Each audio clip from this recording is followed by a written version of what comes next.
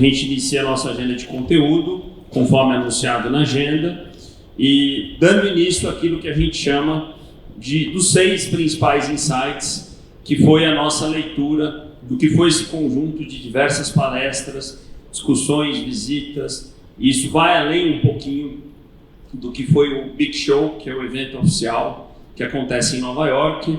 Esse é o nosso exercício de curadoria que a gente faz durante o evento. Essa palestra a gente faz pela primeira vez no nosso seminário de Harvard e trabalha um pouquinho ela para chegar aqui e apresentar para vocês em primeira mão. Eu vou fazer os primeiros 3 e na sequência o Alberto coloca. A gente começa esse exercício de aterrissagem, de interpretação de insights, olhando um pouco, né, por tudo aquilo que durante a NRF começa a surgir, e ela começa com um grande exercício de palavras. Algumas a gente está acostumado a ouvir, e aqui a gente percebe um grande blend, um grande mix de conceitos já um pouco mais antigos, com conceitos novos de tecnologia. Então, muita discussão de inteligência artificial, com machine learning, 5G, que a gente vai abordar e falar bastante aqui, a chegada da robótica de uma forma mais forte, a gente vai abordar, a discussão dos ecossistemas digitais, mas junto com isso, uma discussão muito importante de gente, de pessoas, de cultura, de propósito, de diversidade. Então, na NRF, muitas sessões são painéis e entrevistas com grandes CEOs, CEO do Walmart, CEO da Microsoft, CEO da Nordstrom, CEO do Starbucks, e as conversas muito nessa linha de como é que essa liderança, essa discussão do propósito e da cultura estão sendo trabalhados, e daí nasce então esse conjunto de 6 insights que tem uma sequência lógica. Então a gente começa falando da tal disrupção, e a gente vai abordar um pouco esse conceito que a gente já fala há alguns anos, e por isso a gente começa falando de Retail Disruption, e a gente vai falar sempre no inglês e depois para a nossa tradução para o português, Next Chapter, quer dizer, qual é o próximo capítulo dessa agenda de disrupção, que tem acontecido muito na China, a gente vai falar um pouco disso, e que está chegando no Brasil. Qual é a nossa visão dessa agenda de disrupção? Na sequência, uma pauta muito forte, prática e real, que se discutiu esse ano na NRF, é a agenda da personalização. Não confundi-la com customização. Customização está mais relacionada ao produto. Aqui a gente está falando da personalização, da relação que eu tenho com o cliente, da oferta, que é algo muito além da segmentação e da clusterização da oferta, que é uma agenda complexa, mas que começa a ser cada vez mais demandada por esse consumidor. E eu tenho dito, sem medo de errar, que no nosso varejo brasileiro, a gente ainda não enche uma mão de varejistas que de fato hoje personalizam a oferta para o consumidor. A gente tem muitos com uma agenda na direção de, mas pouca gente fazendo de fato. É uma agenda que se discutiu bastante, tanto do ponto de vista da estratégia quanto da tecnologia, e a gente vai trazer um pouco de exemplos, tanto do e-commerce quanto da loja sobre isso. O terceiro fala de todo esse conjunto de tecnologias exponenciais lideradas por AI, por inteligência artificial e 5G. E na sequência, que foi um painel que o Alberto liderou esse ano na NRF, que foi muito bem conduzido e que tinha mais de 1.000 pessoas, com 2 varejistas, o Grupo Soma, né, que está fazendo uma internacionalização muito bem feita, com lojas nos Estados Unidos, enfim, e que apresentou um case que a gente vai dividir um pouco com vocês, a Grendene, com o case Melissa, e a Rituals, discutindo muito qual é o papel, né, em toda essa discussão de disrupção de um novo varejo da loja física. Então, esse novo papel da loja física é um insight importante, com agendas novas que a gente vai trazer aqui também. Junto com isso, vem toda essa discussão de marketplaces, plataformas e ecossistemas, que é toda essa discussão de novos modelos de negócio que o varejo apresenta, que a gente vai discutir também. E fecha, e last but not least, né, como a gente diz, o último, mas não menos importante, por isso uma sequência, de que tipo de desafio essa agenda que começa na disrupção e vai pautando tecnologia e novas estratégias, traz para empresários, CEOs e líderes de varejo, que a gente tem 800 pessoas sentadas aqui hoje, justamente tentando entender os seus papéis como líderes de varejo em toda essa agenda. Já dá para adiantar o seguinte: o protagonismo na tecnologia, no papel hoje de um CEO de varejo, é muito forte. Varejo, há 10, 15 anos, era um negócio low tech, ou seja, pouco intensivo em tecnologia, era uma agenda tática e se torna cada vez mais uma agenda muito estratégica e combinada com gente, combinada com a discussão de cultura, e é isso que a gente vai apresentar aqui para vocês. Então, a partir de agora, a gente vai detalhar cada um desses insights, trazendo um pouco do que a NRF contribuiu com cases e com discussões novas sobre eles. Bom, então, indo direto para o primeiro, que é o que contextualiza um pouco toda essa temática de mudança, toda essa temática de evolução, da disrupção, e aí eu tenho que ir um pouquinho para aquele meu viés acadêmico, para sustentar um pouco toda essa discussão, e muita gente tem perguntado de onde vem, né, essa discussão do disruption, que nasce em inglês. Então, como é que se começa a falar disso?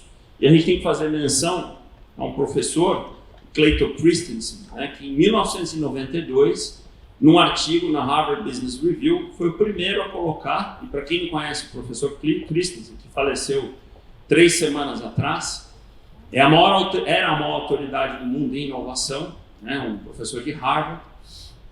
Ele escreve o primeiro artigo falando um pouco do conceito de inovação disruptiva, ou disruption innovation, que iria além daquela inovação incremental, inovação de produto, que é aquela inovação que muda modelos de negócio, que faz parecer o que existia antes algo obsoleto. Depois ele escreve um livro, para quem nunca leu, ele é a base para essa discussão de disruption innovation, e aí a gente tem um conceito, que é importante estabelecer a diferença, né? Onde disrupção, diferente da inovação, e eu não estou tornando a inovação algo menos importante, né? Acho que as empresas têm que ter a sua agenda de inovação, mas têm que olhar o tema da disrupção de uma forma diferente. Disrupção é tornar aquilo que existia antes algo muitas vezes obsoleto. E a gente tem disrupção acontecendo em diversas indústrias.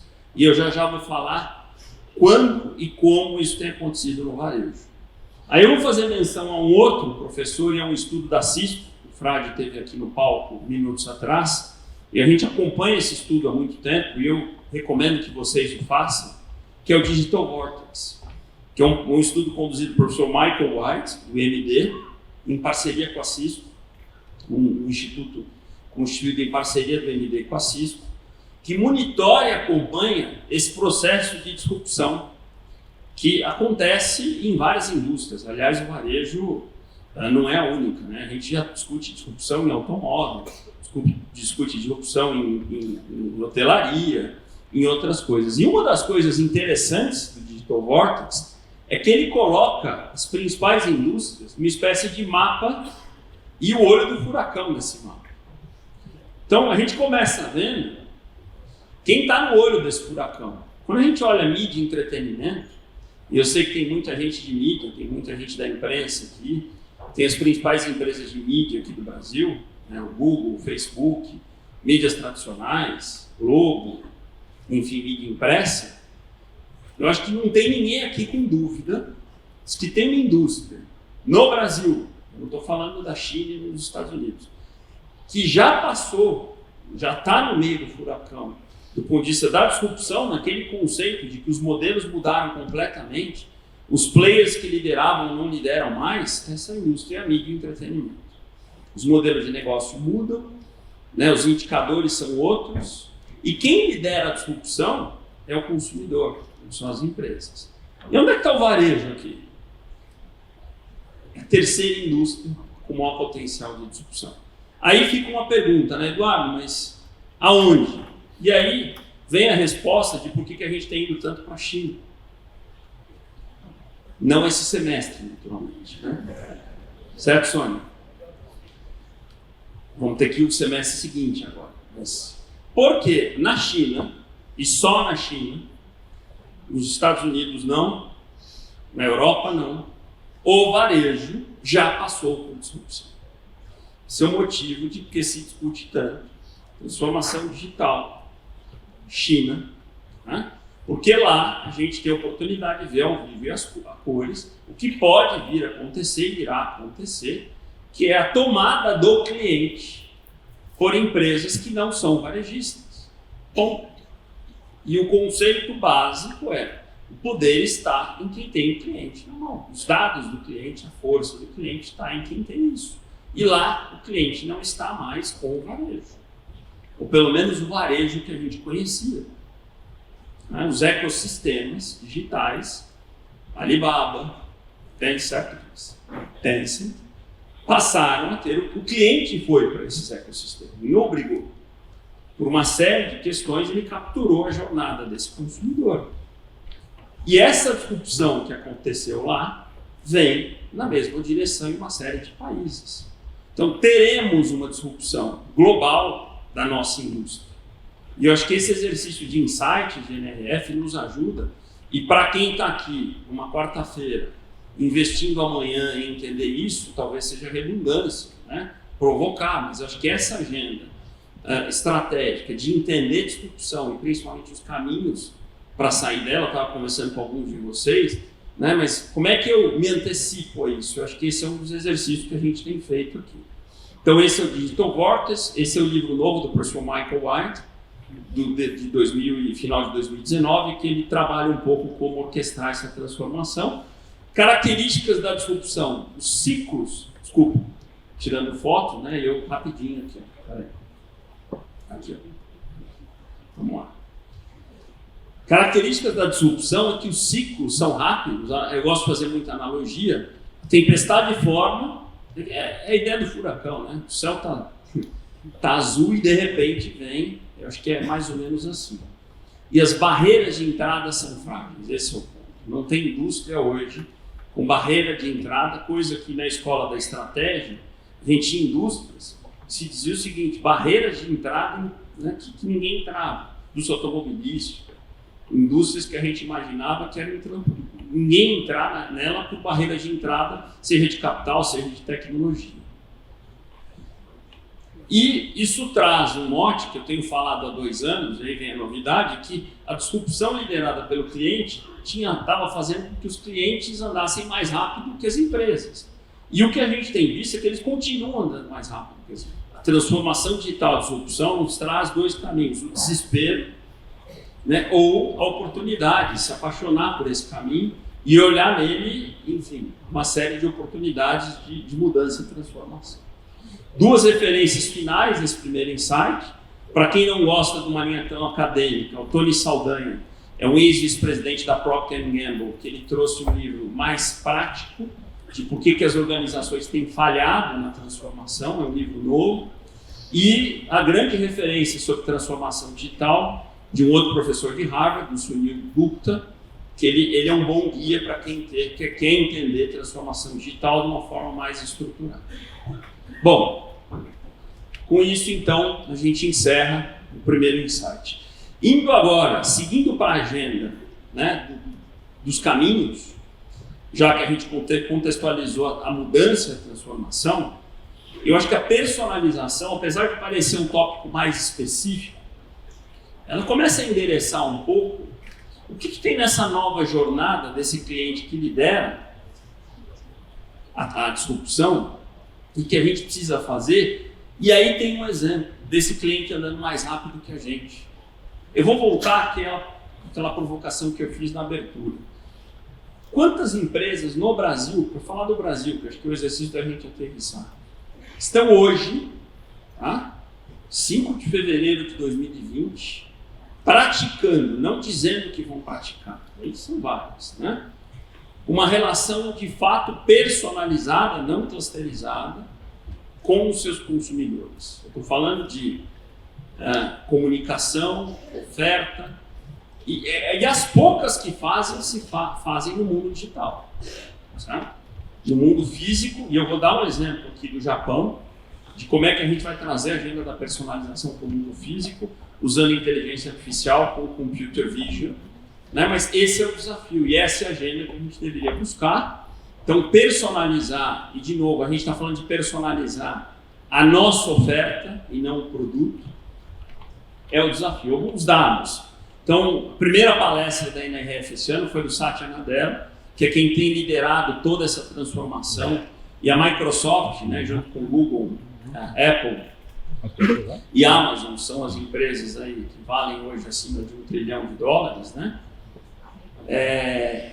Tem dados que reforçam isso. 30% do que se vende hoje no online é por recomendação, que é um dos caminhos da personalização, certo? 80% afirmam que há propensão de comprar quando tem isso, e aí usando outro estudo, esse da Salesforce, vai para o outro lado, né? E o Bush, depois na palestra dele, vai aprofundar isso. Quando a gente olha o consumidor, a jornada dele, e de novo é ele que lidera a disrupção, ele espera que a gente antecipe um pouco os seus desejos. Desejos esses que mudaram um pouco a ordem, né? A gente tem dito que nesse mundo digital, produtos e serviços vão atrás de consumidores, e não mais consumidores vão atrás de produtos e serviços. Isso é uma inversão de valor de séculos. A criação da lógica da cadeia de valor é produtos e serviços são buscados por pessoas. No mundo de hoje, né, produtos e serviços buscam pessoas. No mundo onde a gente consegue entender, personalizar e antecipar as necessidades. Alguns exemplos práticos, se a gente for pegar aqui a Nordstrom, né, que é uma das grandes referências que foi discutidas esse ano. A Nordstrom abriu uma loja em Nova York que, para muita gente, reinventou o conceito de loja de departamento, com uma série de exemplos de digitalização, de experiência, de redução de atrito, enfim. A gente vai discutir isso durante o dia. Olha que exemplo simples para mostrar que personalização não é uma agenda só complexa, né? Se eu compro online, a segunda vez que eu compro online, qual é a lógica de eu perguntar para o cliente sempre o tamanho que ele usa? Nenhuma. Certo? Então, simples assim. Se é a minha segunda compra na Nordstrom, small é o tamanho que eu sempre escolho. Está lá, está escolhido. Assim como no frete, se eu selecionei a última vez que eu escolho o tipo de frete que eu uso é esse, ele já estará selecionado na próxima vez. Eu vou reduzindo o atrito na experiência daquele cliente, vou personalizando a jornada que eu tenho com ele. Parece simples, mas de novo eu pergunto, quantas vezes na experiência de compra que a gente tem no Brasil isso acontece? Pouquíssimas. Segundo exemplo, que em cosméticos, o famoso e-mail marketing, ou SMS, ou push, o Just For You, né? Quantos de fato são Just For You ou quantos são clusters, né, de ofertas que eu coloco muita gente que eu acho que é parecida comigo? É isso que eu estou chamando de clusterização e não de personalização. E aí, quando a gente traz a provocação disso para o físico, que é muito mais difícil, a gente começa a conectar o desafio da personalização com aquele conjunto de tecnologias exponenciais que eu vou falar na sequência. Então, o vídeo que eu vou mostrar é um case no Japão que combina inteligência artificial, computer vision, que é um pouquinho do que a gente vai mostrar, e o nosso patrocinador de hoje, a EFX, faz muito isso, que é o desafio de com câmeras, e a gente está entrando na geração das câmeras 4K, que tem uma possibilidade de entender, e a palavra é essa, né? Muito mais do que o que está acontecendo na loja, do que simplesmente um vulto, que é o que as câmeras de segurança faziam, né? Eu entendo o que está acontecendo na loja do ponto de vista de gente, pessoas, funcionários e produto, e a inteligência artificial começa a tomar decisões. Então, nesse vídeo, a gente olha uma família entrando no supermercado, né? E aí, usando um carrinho, e aí, no primeiro momento, eles vão mostrar que não é a pauta, mas vamos começar vendo por aí. Esse é o computer vision, né? As câmeras estão vendo tudo que acontece na loja. Produto, cliente, e aí tem uma agenda operacional, que não é o Fox, mas que é bacana ver. Então, o computer vision consegue ver se tem ruptura, se tem problema de planograma, enfim, que preços, né? Então, isso é computer vision. Pra vocês terem uma ideia, uma câmera 4K consegue ler a validade de uma embalagem numa loja, né? Então, imaginem a possibilidade que a gente tem disso. Mas eu queria voltar para o tema da personalização em loja física, que é o nosso item aqui. Inventário, né? Que é ainda na gestão operacional. Imagine o seguinte, se eu sei que aquela família é aquela família, eles estão andando num carrinho, a loja tem câmeras, tem inteligência artificial, eu começo a ter ofertas, ações de trade, personalizadas para aquela família. Esse é o trade marketing do futuro, tem muita gente da indústria, né? Que eu começo a ter investimentos de marcas de fato personalizadas. Esse é o exemplo da gente levar o tema da personalização para a loja física. Então é estratégia, tecnologia, aterrissando o digital signage, Wi-Fi, câmera e inteligência artificial.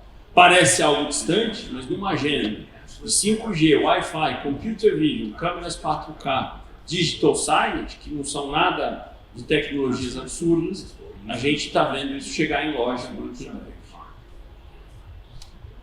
Bom, e aí eu vou para o terceiro e último insight da minha apresentação, que traduz um pouco do que a gente está chamando de todas essas tecnologias que a gente está chamando de exponenciais. Algumas eu já comecei a falar. Esse conjunto é liderado pelo que a gente está batizando de inteligência artificial, de AI, que vai mudar o mundo. Aliás, vai mudar de uma forma... Eu vou me permitir aqui 20 segundos de reflexão mais filosófica, até perigosa, para quem não tem acompanhado. Recentemente, o presidente global do Google, inclusive, falou que opinião dele, que inteligência artificial deveria ter regulação, né, por uma série de questões, porque a gente esquece que ela começa com algoritmo, que é associado a machine learning, se o algoritmo aprende. E esse aprendizado, ele não tem limite. E aí eu deixo para a imaginação de vocês até onde esse aprendizado pode chegar, né? E eu vou mostrar um pouquinho que a gente entrou no ano passado na agenda do aprendizado das emoções, que é uma janela interessante do ponto de vista de aplicação de negócios, mas bastante complexa do ponto de vista filosófico. Enfim, fechei parênteses. Bom, olha que interessante. Primeiro a gente começa falando de quanto nós, varejistas, geramos de dados, né? Eu não sei quantos de vocês já tinham ouvido falar em petabytes, que é o que vem depois dos terabytes, né? O fato é que é byte pra caramba, né? E o varejo gera 400 petabytes por hora no mundo. E aí a gente tem que fazer aquelas analogias para entender, e a Grazi, quando subir ao palco, vai aprofundar um pouquinho disso, de o que são dados de fato, que se falam tanto da relevância para o varejo. Aquela analogia de que os dados são petróleo, o novo petróleo continua. Hoje a gente começa a falar que, na verdade, eles são o oxigênio para o varejo, dados têm mais a ver com a água, né? Mas eu gosto da analogia do petróleo, por quê? Enquanto o petróleo está embaixo da terra, ele não vale nada, né? Ele bruto continua não valendo nada. Se eu não tenho a capacidade de extraí-lo, refiná-lo, distribuir, enquanto ele não é gasolina no carro de alguém, não tem valor nenhum. E a analogia para os nossos dados é a mesma coisa. Enquanto esses dados estão brutos, sujos, e não se tornaram uma decisão que virou resultado, ele não vale absolutamente nada. Mas o primeiro passo é descobrir onde tem dado e começar a extraí-lo e ter uma agenda de organizá-lo, criar os data lakes. A gente tem uma agenda muito importante esse ano de LGPD, né, a partir de agosto, que vai ser um divisor de águas para o uso e para o tratamento de dados. Então, este ano de 2020, não tem a menor dúvida que vai ser um ano fundamental para esse tema de uso de dados para o varejo. E aí a gente construiu, eu e o Alberto, uma espécie de modelo para colocar um pouco, e a gente precisa fazer isso para poder se organizar, né? Como é que é a vida, né? Do ponto de vista estratégico. Opa! O palco é grande, mas tem uns buraquinhos aqui que a gente acha que vai cair. Para o varejo. No fundo, a agenda é o seguinte: a gente vive hoje no centro um mundo de muitos dados que estão na nuvem, cada vez mais, né? Lá em cima, a gente tem as tais tecnologias exponenciais que começam a fazer o extrato e análise desses dados, né?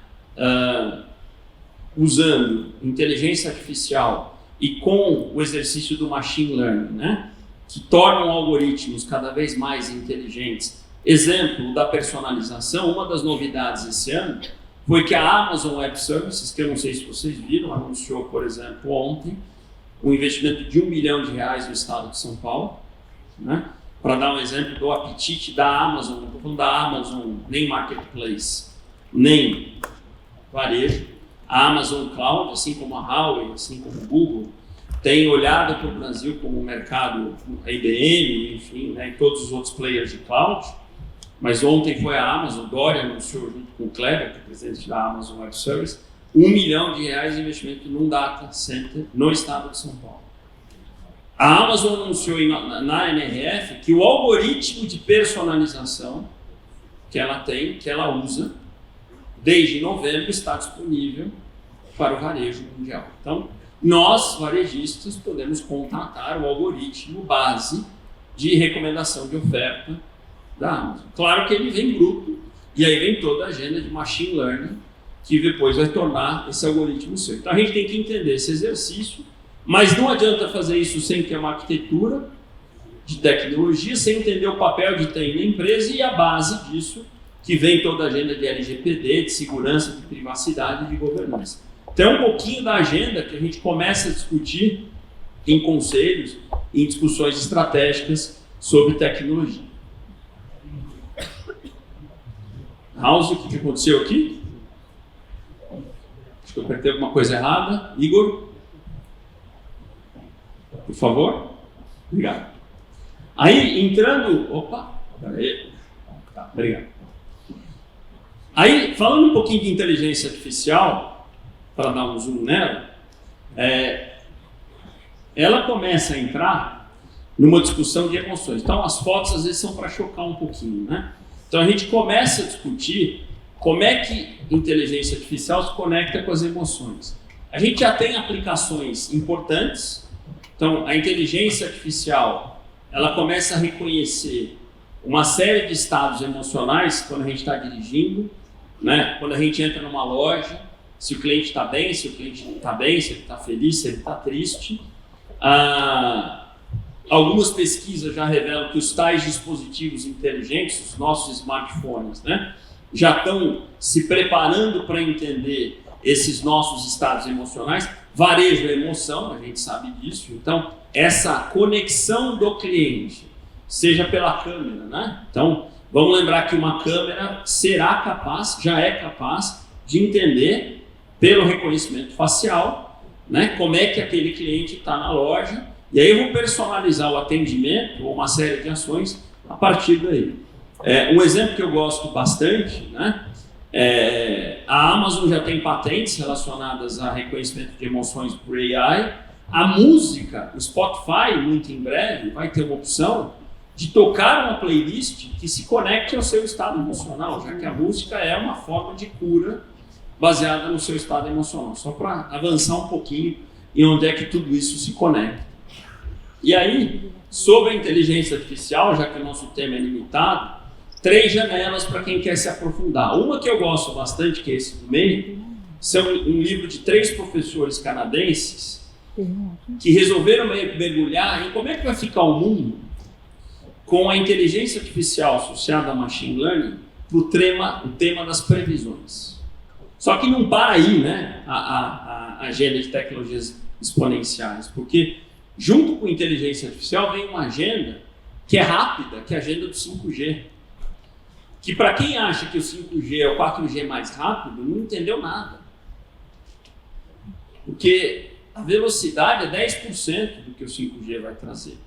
O 5G vai transformar o mundo de uma forma impressionante. E aí tem toda essa discussão, inclusive geopolítica, da agenda do 5G, que é relevante. Por quê? O 5G traz características como, por exemplo, o problema da latência do sinal, que no 4G existe. O que é a latência?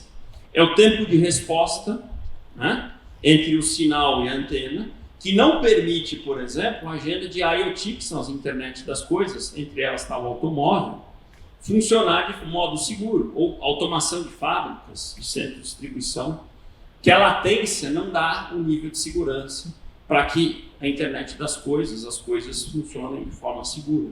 Isso se resolve com o 5G. E melhor, com muito menos energia, certo? Muito menos custo. Então imagine um mundo onde absolutamente tudo estará conectado, usando pouca energia, a um custo mais barato, com muita velocidade, na nuvem.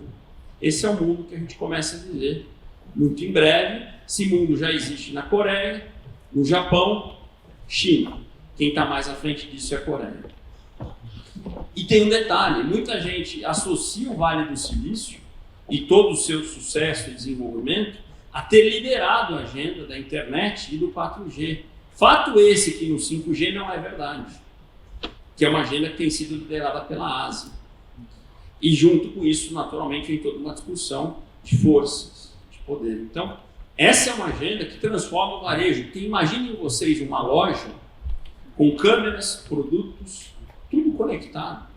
A inteligência, a loja inteligente vem muito a partir daí. Isso não é uma agenda de 5 anos, é uma agenda de 3 anos. 3 anos é isso aqui. Obviamente que aqui é um evento que está falando de futuro, não está falando de presente. Mas o futuro anda muito rápido. Então, a gente tem que colocar na pauta, né? Hoje a gente discute estratégia de 5, 10 anos no mínimo. Como é que será a loja, como é que será uma empresa de varejo, seja ela no canal que for, venda direta, loja, internet, com uma agenda onde inteligência artificial, computer vision, 5G vai estar funcionando. Não será igual ao que a gente tem hoje, com certeza. Ainda na agenda da tecnologia exponencial, vem a agenda da robótica. Quem tem acompanhado a NRF deve se lembrar que 2 NRFs atrás a gente mostrou isso aqui. Então isso não é novo, que é o Bossa Nova. Foi quando a Intel, em parceria com a Walmart, mostrou a primeira solução robótica que resolvia um problema de fato, né, em loja. Só tinha ela na NRF, tá? Mostrando isso, que era um robozinho testado em 50 lojas, que fazia inventário, resolvia cronograma. Esse é um exemplo para mostrar a velocidade. Sabe o que tinha na NRF esse ano? Um monte desses.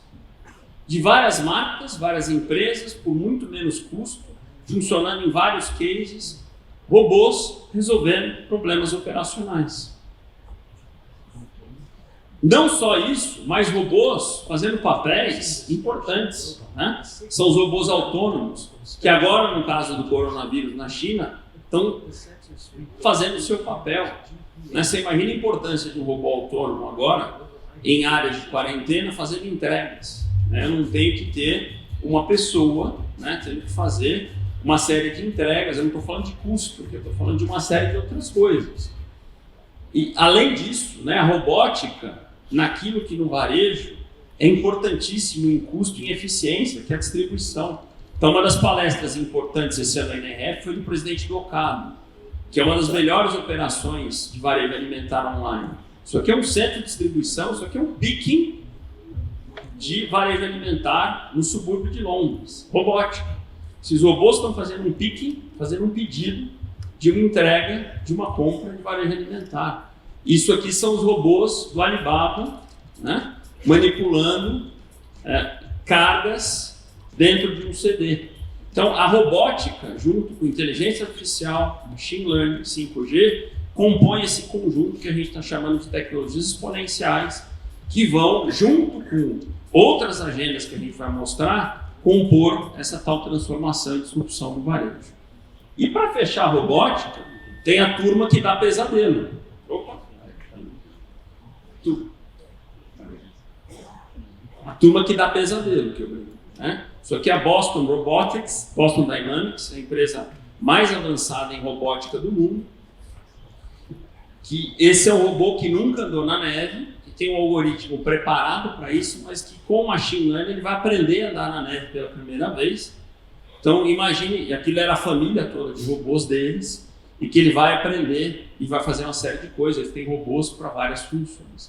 E aí, para fechar a minha agenda, né, eu vou voltar ao Satya Nadella, que ele abriu a NRF com um conceito que pela primeira vez ele falou em 2018, que eu acho que é uma reflexão estratégica para vocês, que ele traz o conceito de Tech Intensity, tá? Que é uma fórmula que não é matemática, isso a gente confirmou com o time da Microsoft, então não é para colocar número, né? É uma fórmula conceitual, mas que é bem interessante como reflexão.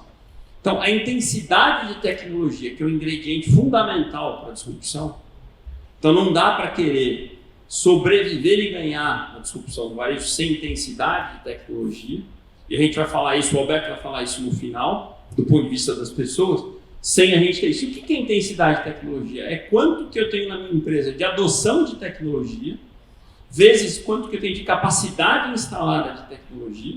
O que é adoção? É o piloto do carro. O que é capacidade? É o carro. Então não adianta ter uma Ferrari e não ter o piloto. Não adianta ter o piloto e não ter a Ferrari. Que se exponencializa pela crença e pela confiança que eu tenho de que tecnologia é importante. Que é um pouquinho o papel das pessoas. Então, com isso eu finalizo a minha agenda. Queria fazer um convite só final para vocês. Cadê? O pessoal está com ansiedade lá em cima. A gente vai rodar uma pesquisa da SPVC que eu queria convidar para quem quiser participar, que é o segundo ano sobre transformação digital. Vai ter um tablet circulando lá fora. Quem participar depois recebe o resultado, tá bom? Então, eu queria finalizar agradecendo a presença dos nossos 800 participantes convidados aqui. Espero ter cumprido metade da nossa agenda de insights. Passar o bastão para o Alberto, que vai cumprir a segunda parte. E a gente tem muito conteúdo ainda pela frente. Muito obrigado por enquanto.